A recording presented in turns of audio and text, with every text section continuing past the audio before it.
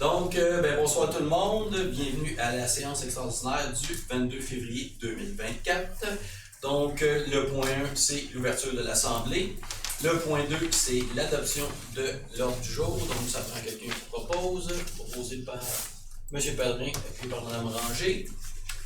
Le point 3, autorisation. À ma gauche. À ma gauche. Ah, je m'excuse. À ma gauche. Oui. Tu voulais voir si on suivait, hein, c'est ça? Non, pas du tout. Il voulait récupérer C'est moi des qui minutes suivais de pas. retard. À droite. On est là, nous aussi.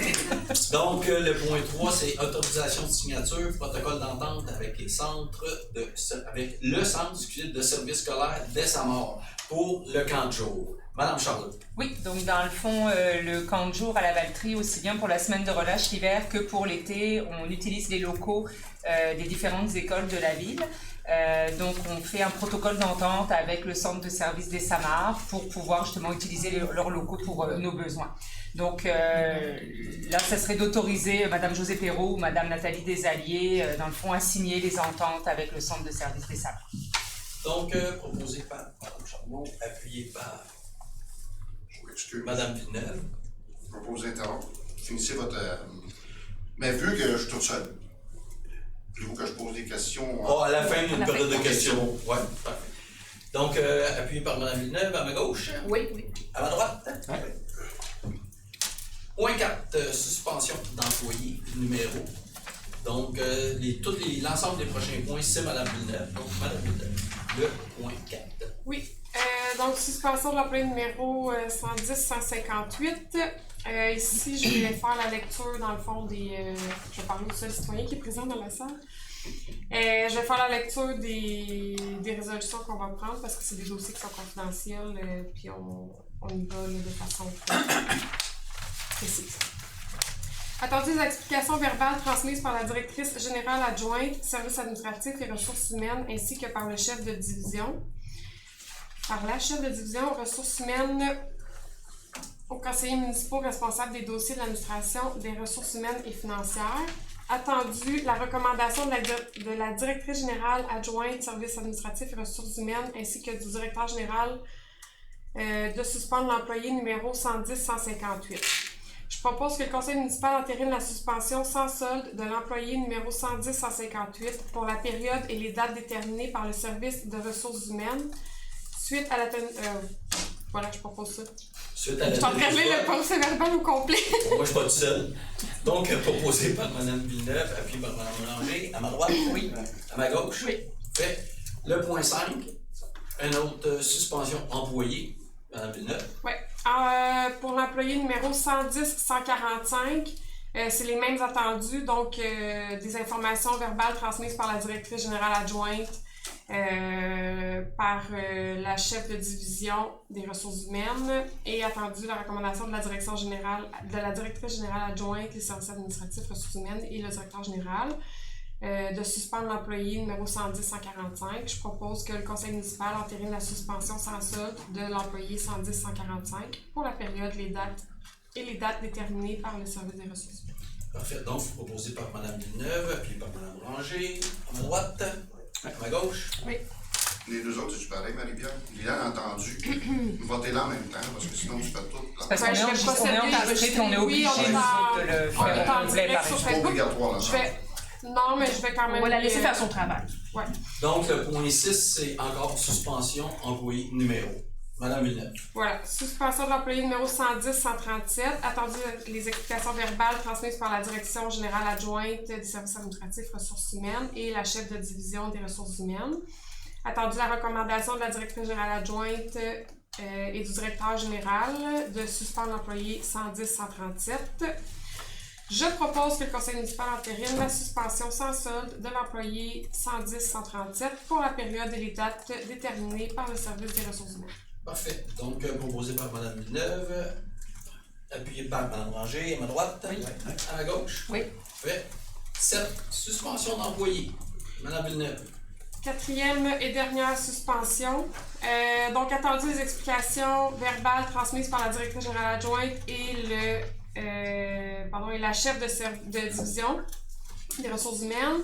Attendu la recommandation de la directrice générale adjointe et du directeur général de suspendre l'employé 110-150. Je Je propose que le conseil municipal entérine la suspension sans solde de l'employé 110-150 pour la période et les dates déterminées par le service des ressources humaines. Donc, proposé par Mme Villeneuve et puis par Mme Ranger, à ma droite. Oui. À ma gauche. Fait.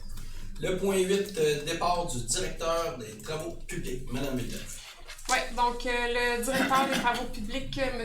Antoine Lagimonière, a remis sa démission à compter du 19 février 2024. En fait, a annoncé sa démission en date du 19 février 2024. Son départ va être effectif à partir du 1er mars 2024. Dans le fond, M. Lagimonière a fait le choix de quitter là, pour relever des nouveaux défis professionnels. Le conseil municipal tient à remercier M. Lagimonière pour les années de service qu'il a faites auprès de la ville. C'est quand même 8 ans, si ma mémoire est bonne, de service à la ville, aux travaux publics. Donc, je propose que le conseil manifeste par le biais de la présente résolution sa gratitude à l'égard du travail accompli et remercie chaleureusement M. Lagimonière. Que le conseil autorise le directeur général Marc-Olivier Brault à signer pour et au nom de la ville de Lavaltrie les documents relatifs à la fin d'emploi de M. Lagimonière. Donc, proposé par Mme Villeneuve, appuyé par Mme Ranger, à ma droite, à ma gauche. Oui. Point 9, avis de motion et dépôt du projet de règlement d'emprunt Écocentre, cours du garage municipal, pavage de différentes rues, glissière de sécurité. Mme Villeneuve. Oui, donc ça, c'est un avis de motion, dans le fond, pour annoncer qu'on va aller en règlement d'emprunt pour une somme de 4 757 360 pour, entre autres, là, mais c'est précisément pour les travaux de pavage, de glissière de sécurité, l'aménagement d'un écocentre, puis du garage, des travaux pour le garage municipal. Le règlement d'emprunt va être assumé à l'ensemble, c'est-à-dire que c'est une taxe spéciale qui apparaît sur le compte municipal de chacun des citoyens de la ville de Lavaltrie, répartie de façon égale pour chacun des citoyens, pour chacun des immeubles. Le règlement d'emprunt va être sur une période de 20 ans. Voilà. Fait que, donc, proposé par... C'est un avis de Non, motion. c'est un avis de motion. C'est l'avis de motion. On a- L'avis de motion donné par Mme Villeneuve. Donc, le... Ouais, Hein? peut-être lire votre avis de motion. La lire, OK. Je, Marie-Pierre Villeneuve, conseillère de cette municipalité, donne avis de motion qu'à une prochaine séance sera soumis pour adoption un règlement décrétant des dépenses en immobilisation et un emprunt de 4 757 360 et plus spécifiquement pour des travaux d'aménagement d'un écocentre et de la cour du garage municipal, l'installation de glissières de sécurité ainsi que des travaux de pavage sur différentes rues. Donc, Un projet de ce règlement est déposé séance tenante. donc, avis de motion donné par Mme Villeneuve. Le point 10, modification de la marge de crédit. Mme Villeneuve. Oui. La ville de Lavaltrie a depuis, je sais pas, presque 10 ans, quelque chose comme une marge de crédit de 2 millions. À l'époque, ça répondait bien aux besoins de la ville en fonction des taxes qu'on percevait là, en termes de revenus. Pour l'année 2024, on a des revenus de taxes qui vont tourner autour de 22 millions.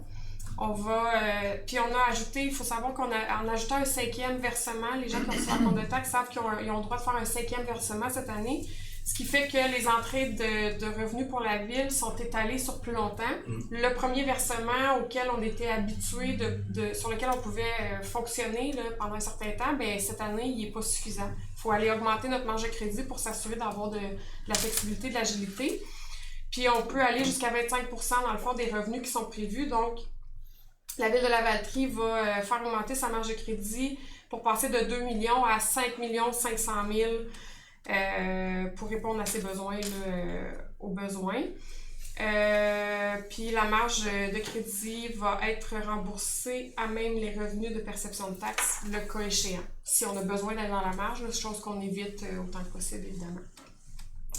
Donc, je propose que le conseil municipal de Lavaltrie autorise la trésorière à négocier auprès de la Caisse populaire des jardins de Lavaltrie un emprunt temporaire, la marge de crédit, au montant de 5 500 000 permettant de répondre aux besoins de la ville dans l'attente de la perception des taxes de l'année. Que le maire, M. Christian Goulet, et la trésorière, Mme Karine Brousseau, soient autorisés à signer pour et au nom de la ville les documents relatifs à cette fin. Donc, proposé par Mme Villeneuve, appuyé par Mme Ranger, à ma droite, à ma gauche. Oui. Point 11, autorisation de signature, transaction reçue et quittance pour Mme Karine Lévesque. Mme Villeneuve. Je m'en tiens à la lecture, c'est un cas de litige. Donc, attendu le litige qui oppose Mme Karine Lévesque à la Ville, attendu les démarches en cours entre les parties, attendu le projet de transaction reçu et quittance proposée. Je propose que le directeur général, M. Marc-Olivier Brault, soit autorisé à signer pour et au nom de la Ville de Lavaltrie une transaction reçue et quittance en dossier avec les chiffres là, du dossier, dont le contenu a été préparé par les avocats de la Ville et soumis à la Ville pour approbation. Donc, proposé par Mme Villeneuve, appuyé par Mme Ranger, à ma droite, Oui. à ma gauche. Oui. Parfait. Donc, ben, merci beaucoup tout le monde à la maison. Donc, je vais passer à la période de questions pour la personne ici dans la salle. Avant de quitter Oui. les gens, là, peut-être leur dire que par souci de transparence, là, Oui. ce serait important que à la séance devant public du 4 mars, l'ensemble On de ces répète. points-là vont être repris de façon brève, mais ça va être repris. Fait que Exact. je trouve ça important parce qu'il y avait quand même 11 points. C'est rare des extraordinaires qui ont autant de points. On n'en fait pas de cachette. L'idée, c'est pas ça du tout, là. Il fallait accélérer les choses, d'où la séance extraordinaire. Mais en début de séance, le 4 mars prochain, il y aura l'ensemble de ces points qui seront repris. Exact. C'est tout. Merci, Pascal. Merci, M. Tremblay. Donc, merci beaucoup tout le monde à la maison. On va passer à la période de questions pour la personne dans la Pas salle. de question, aussi. On...